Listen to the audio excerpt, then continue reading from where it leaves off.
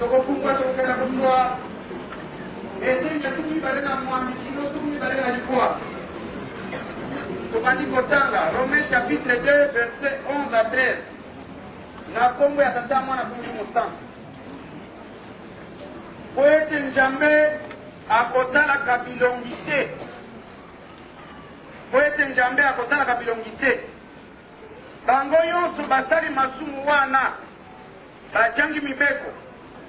bakobeba na ino bajangi mibeko baoyo nyonso basali masumu wana bajali na mibeko bakosambisama na mibeko Nzambi baoyo bakoyokaka mibeko kobele na matoi bajali bayenge beni liboso na Nzambe te kasi bango bakosalaka makambo na mibeko bajali bayenge beni ukaka mangenga ejali kobele oyo emonani na ndoto te kasi ye oyo ajali moyuda na solo abongi na epai na batu te kasi epai na Nzambe penza. Amen. Tobondela ezali liloba na yo mbei nde esalaki yango obongola biso tozala lolenge na yo nde na ntina wana yo ozwaki mosuni lokola biso ovandi na kati na biso ozali koyo na biso kotambola na biso kosola na biso po ete biso bato ya masumu tobongwana tozala na lolenge na yo tike tokolisa biso na kati na kwanya kwa yo boye na yo na kati na biso na kombo ya tata mwana mpe Molimo Santu ebandeli totangaki mokanda ya mibeko mibeko ezali Nzambe moto apesaki yango na ngomba ya Sinai tango alongolaki bana ezali na kati na bowumbu alingi kokotisa bango na mbuka na bilaka nde apesaki bango les 10 commandements po ete tango bakosalela yango nde bakoyeba ye solo ete azali Nzambe na bango na tango ya bana ya Israel présence ya Nzambe ezalaki kotalanaka na kati na arche de l'alliance nde na tango wana na tango bakobunda na mabota mosusu bakolela na kombo na Nzambe na bango Nzambe azalaki toujours kolakisa ete azali kati ya bato na ye hema wana elaka ezalaki kopesaka bomengo na bana ya Israel pe na tango bango bazalaki kobunga liboso ya Nzambe ezalaki kopesa makama ebele pamba te Nzambe azalaki kolinga ete basakana na ye te Nzambe azalaki kolinga ete bana ya Israel bazala modele liboso ya mabota mosusu wana ezali makambo elekaki na tango na kala na tango na biso Nzambe tata kolo Yesu Molimo Santu bavandi na kati na biso na hema lisusu te lokola ezalaki na tango ya kala me na nzoto na musuni na molimo bavandi na kati na biso butu moi tozali kotala bango tozali kosola na bango tozali koloba makambo ya ndenge na ndenge na kati na bango me bazali komibumba po ete bazwa lolenge na biso po ete bazwa motindo ya kobenda biso tobongo na lokola bango nde na tina na mibeko tata na mama Nzambe kovanda na kati ya mutu ezalaka likambo ya esengo me ezalaka mpe eloko ya pasi ekozala esengo soki yo na ngai tokotambola na kati na mibeko solo ekozala pasi soki malgré bovandi aye na kati na biso malgré maloba kopesa biso butu moi tokotambola na kati na solo te tango wana kanda na ye ekoyepa na biso nde na tina wana lokola makambo maso na lingoma na biso ebandaki na nkamba suka na yango mpe ekozala na nkamba yo na ngai lokola papa azalaki koteya biso mpaka yeyo yavandi na kati na biso nde moto akotangisa yo na ngai ezeli wana tolo ezali mosika yango yapesi yo na ngai ntango po etotokongola kono na te yalobi oyo alakete akotala elongi ya mutu te paske nini na kati na biso makanisi na biso ezali kotia biso na bayelele kumbana yo mutu ya motindo wana mokolo mwalelo papa mokoloba ete ngai na koti na lingomba sikasikolo na omwili na anote yelo bakaete bokoti ya mutu na kati na lingomba oyo ezali makambo ya parazar te pamba te yo mutu soki okoti na kati na lingomba oyo ozali mutu oyo azwi vocation pamba te soki vocation ezali na kati na yo mpona kovanda na lingomba papa Simoni Kimbangu okoki kovanda mikolo mingi te yo moko kokima mingi mpe basi bakima te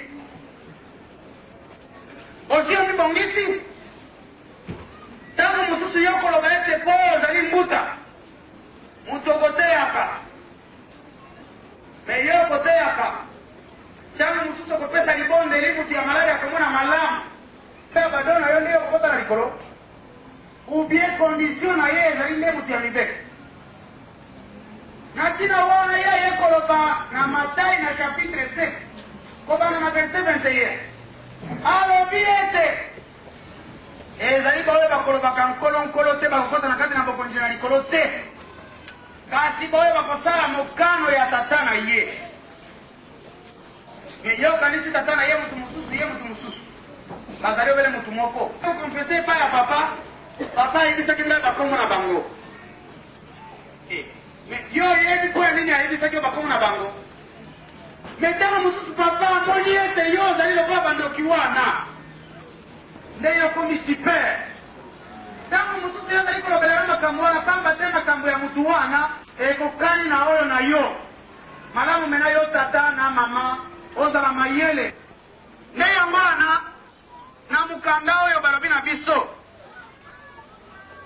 baoyo bato bayebi mibeko te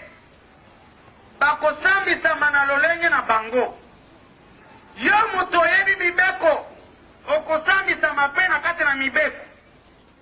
nde esika wana surtout yo na ngai tata na mama bateyi ke grade na yo eleki grade ya nzambe grade oyo nzambe apesi yo mpona kosala mosala moye meme ata ozali président ya korale eske grade na yo eleki grade ya nzambe oyo baangelo bazali koyembela yo butumu itongo mpo grade oyo bapesi yo mpona kosala mosala moye dayeli omipesa motuna biso keba akotala elongi na yo te likolo ya grade na yo soki oyebi ete ozali na grade monene kongisa te konduite na yo ezala ya kitoko ezala ya monene koleka bandimi nyonso nde papa alobaka na biso ete grade eleki monene ezali grade ya mondimi nani mondimi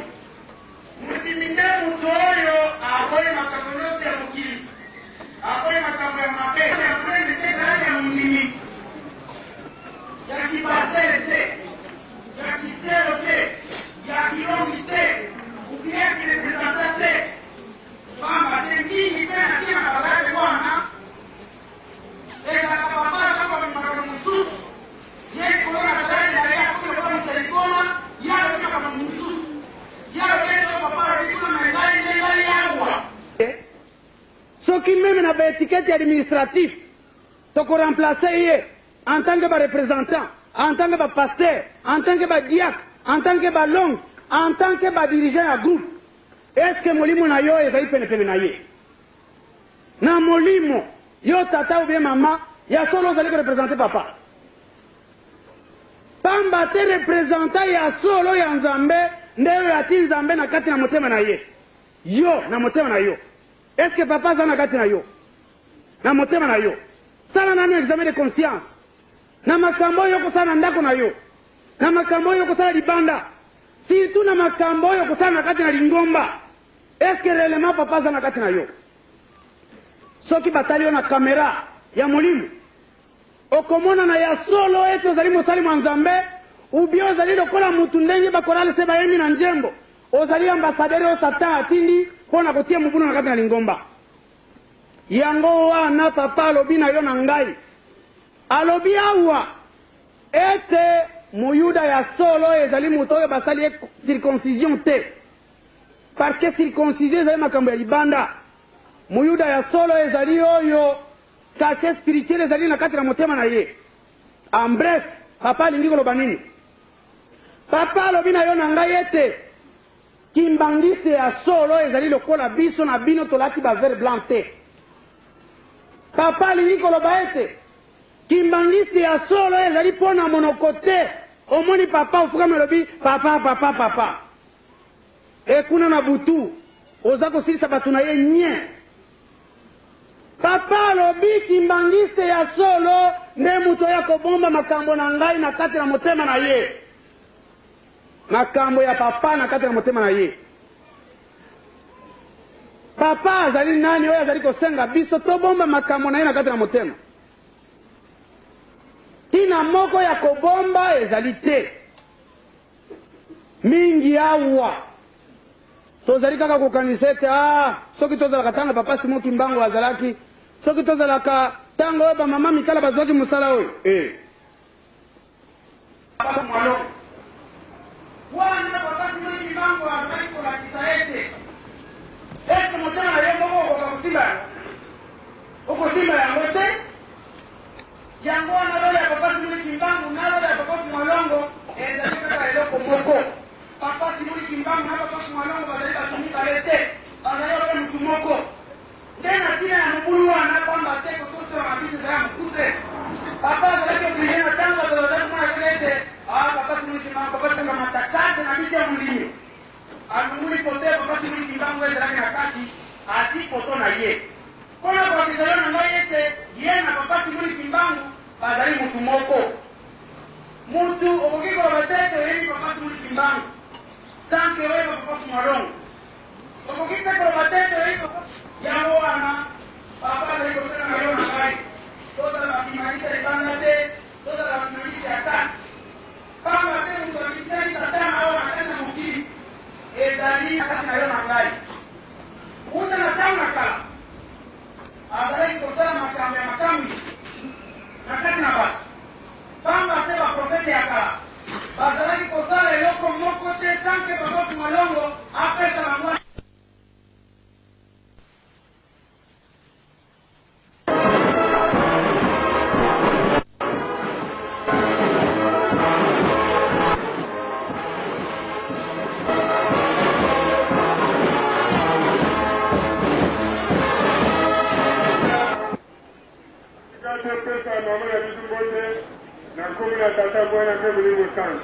Na nkomuna tata na mwana na mulimu sana.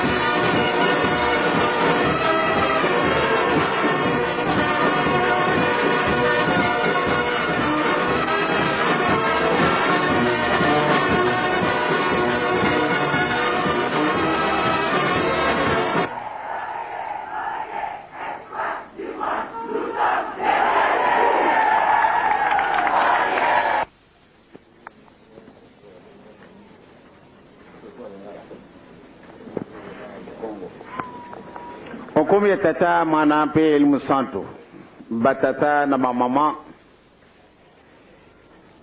na kanisi soko tovandi awa izana tina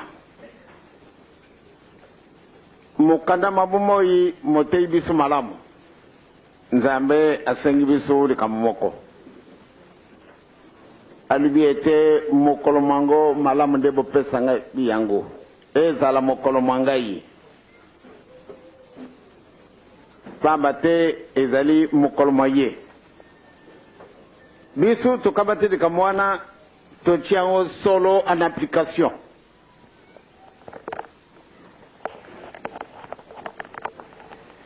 nzambe alobi ete tosala mutu na lolenge na biso donc mutu alinga te azali nzambe Adam et Eve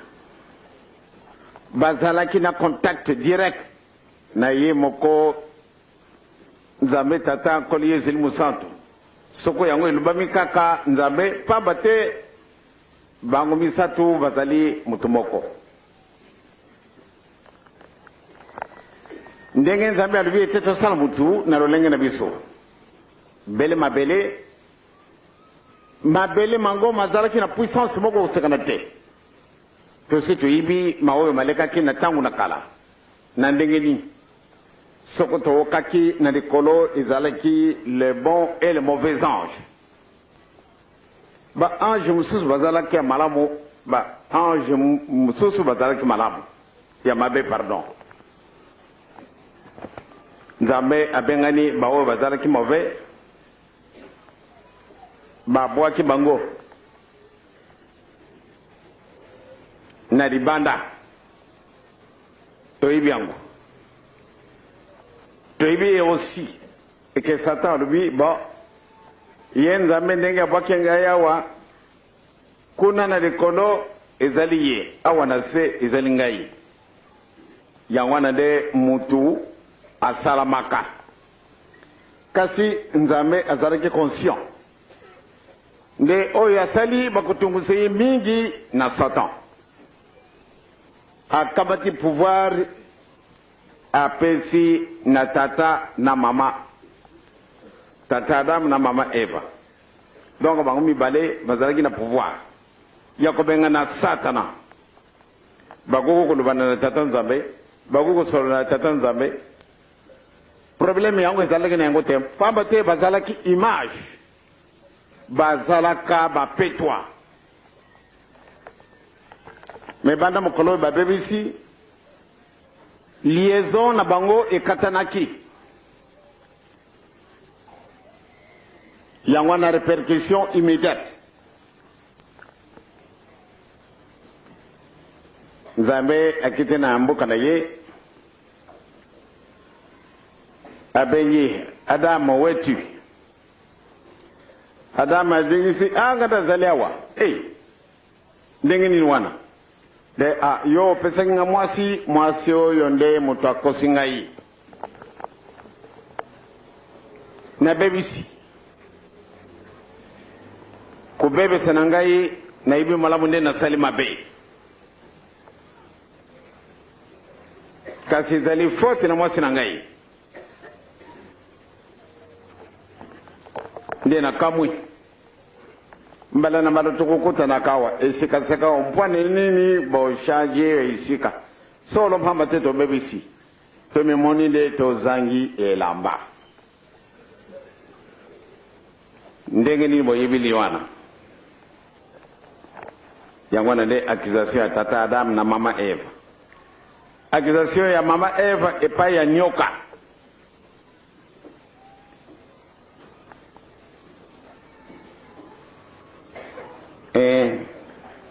mbala na mbala tokolobaka tozalaka na biso bato te orke tozalaki kaka banda tozalaki kaka bato tozalaki na biso banyama te tozalaki basinge te singe lion batigre bapantere na biloko nyonso tu esalamaka avant mutu avant nde Adam et Eve basalama biloko nyonso tu wana bisi bisalamaka tango yo nzambe asali mutu na lolenge na ye Adam apesi biloko nyonso tu nkombo soko toyibi wana ezali mangie ubie ezali sofutier ubie ezali soko nzete nini Adam et Eve bato bapesaki nkombo wana tobebisi tokabwani na nzambe yango wana towokaka tozalaka na biso bato te kasi sikatikawa tokomi bato tokamati exemple ndenge towokaka etotangaka yo na kati na mokanda bomoi les enfants d'Israël tango bazalaki bomombu kuna na Egypte tango balungwaki kuna na Egypte ebie bakendaki na biloko na bango nyonso tu oyo ya mabe na oyo ya malamu kasi nsima na kokata ngambu nzambe akamati mibeko apesi na Moïse azalaki kaka mutu lokola biso mais mutu wana azalaki une personnalité spirituelle moko poussée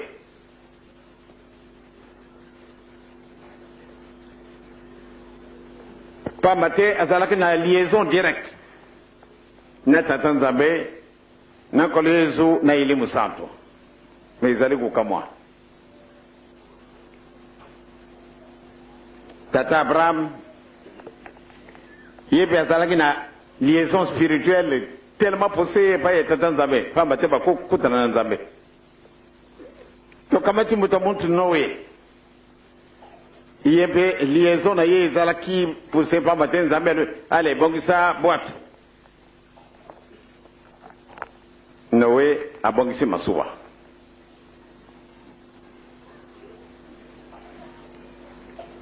kobongisa masuwa wana abongisaki alobi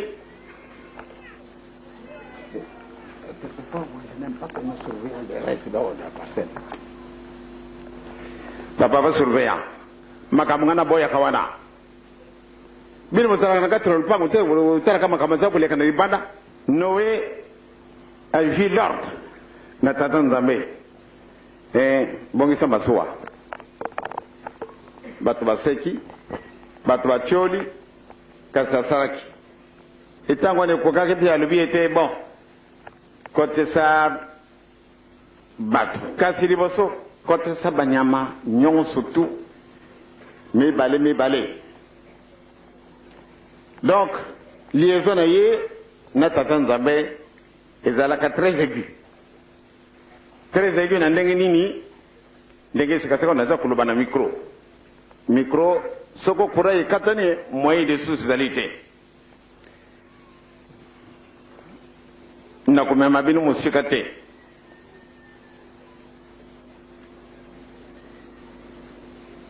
Moïse azwi mibeko mpona nini nzambe alingaki te nde bakende na mokili mwa sika na bosoto oyo babiminaki na mboka na bango na Egypte esika bazalaki nzambe alingaki ndenge wana te yango wana apesi mibeko batata na bamama tozalaka na biso bato te kasi ntango tozwi mibeko banda ntango wana ale tokoko kookana na nzambe tata na nkolo Yesu na elimu santo na ntina nini na ntina bele na mibeko pamba te to exécuter les ordres reçus tout droit na ye nzambe tata nkolo Yesu elimu santo soko totangi na kati na mokanda mwango ya tata nzambe ndenge tokotangaka mbala na mbala makambo ebele makomi moko na kati na mokanda mwa oyo ebengami nde bible mutu po ate ajunga esika ye azalaki malamu nde atika kosala mabe est-ce que vraiment mutu akokosola na nzambe oui mais ntango soko tokosolaka na nzambe te donc likambo moko ezangi biso likambo wana ezangi biso yango wana nde ekaboli biso na ye na biso ntango yonso tu soko tokamati référence mundimi azali nani oyo abengami mundimi wana toko lobete tozalaka na biso bato te mais toluki toujours batisimu batisimu wana ejungisa liaison spirituelle na biso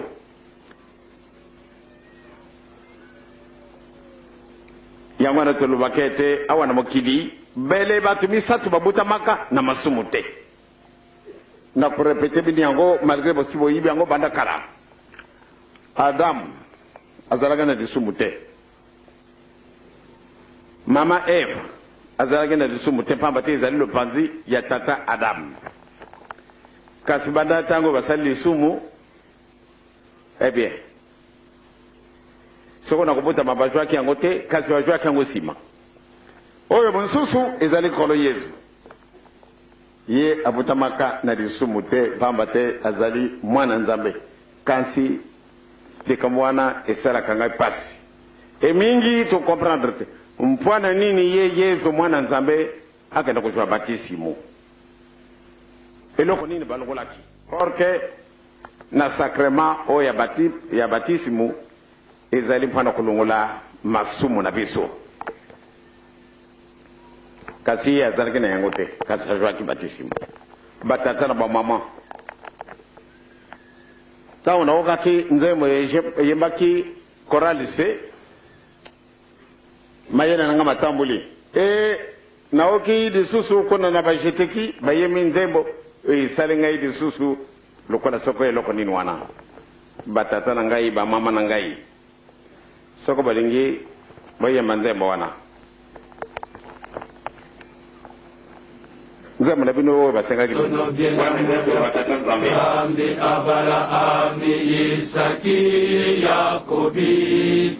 nzikundanga Afirika bawidi wa yalalala eki byavalwa byansiza kinzenza bayikidi sambila mono yapanga zulu yetoto ye bya byonsono byenamubya nzambi abala ami Isaki Yakobi nzikundanga Afirika bawidi wa yalalala teki byavala byansiza kinzenza bayikidi sambila satana wa mwanga se bisali bakota mabundu mamu babwise nkangwa nzambya moyo wa Afirika mubibila tutanganga kusalili nzambi zoleko munjama bisi Afirika lwazimusu mwindenwe satana wa mwanga se bisadi bakota mabundu mamo babwise nkangwa nzambya moyo wa Afirika mubibila tutanganga kusalili nzambi zoleko munjama bisi Afirika lwazimusu mwindenwe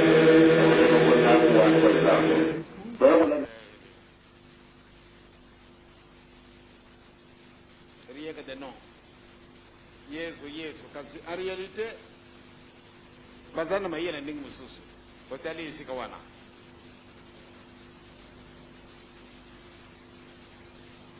Yesu yangwana lubakete ce ne sont pas ceux qui disent Seigneur, Seigneur qui rentreront au ciel, mais bel et bien ceux qui font la volonté du Père. Et c'est kawana de vraiment aussi to bongi.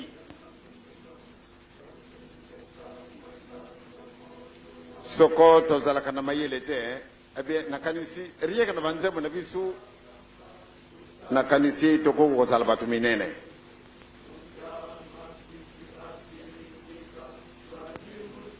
Ezali na bisu mpasi. Merci beaucoup papa. Ezali kaka nzembo kasi makamazali kona nakata na nzembo wana nde isali pasi. Batata na bamama batisimu nde elungulaka mutu na masumu. Soko batisimu elungulaka mutu na masumu nde ekokaki ndenge bana ba Israel bana ba Egyptien pardon kuna isika bazalaki na ba Israélien pardon isika moko na ba Egyptien bien tango babimaki na biloko nyonso to kasi bakati ngambo Nzambe apesi mibeko batata na mama soko to okete bon mangumba ibele boy bakolo baka Yesu et que en profondeur bango bazana bango na Yesu te lukola tsito yibi c'est un avertissement qu'on nous donne ndenge to sito okeli ndenge to sito yibi yango sika to kambata précaution mpoate ya solo tola na Nzambe na biso oyo ilakisi biso ete kuna disusu te on dirait bana ba Israël basi babimi sika balobi biloko wana bosala ngo disusu te biloko nyonso to wana botika yango na boyi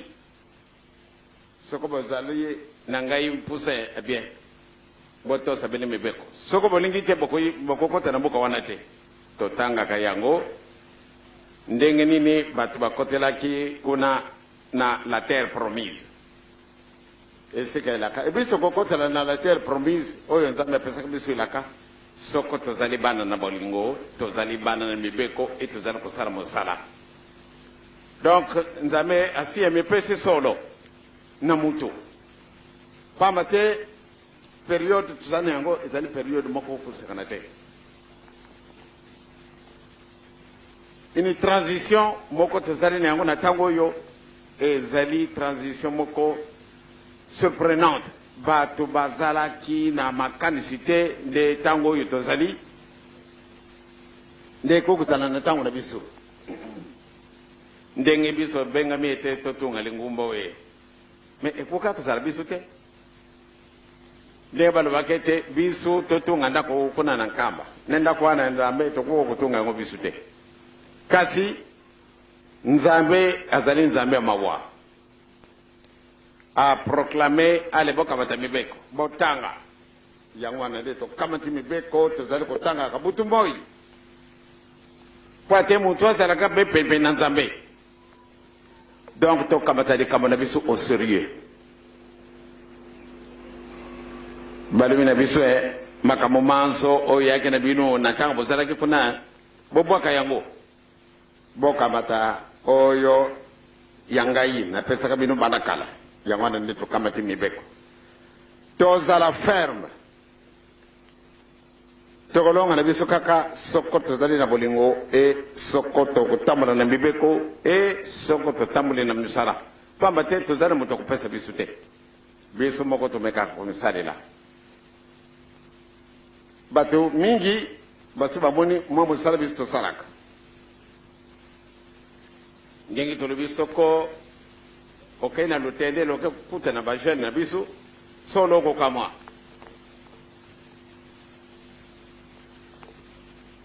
ekokaka kosalama te ntango oyo namoni de baresponsable de l'église bango mpe bazwi effort moko ya kosekana te bazala kosalaka ntango oyo po te bameka kosala tolandi solo bajeune surtout na kati na mikolo tozalaki na basoirée spirituelle tokobanda yango mpe awa na Congo soko Nzambe akopesa biso nzela na kopesa démarrage ya soirée spirituelle awa na Congo. Est-ce que vous avez un besoin?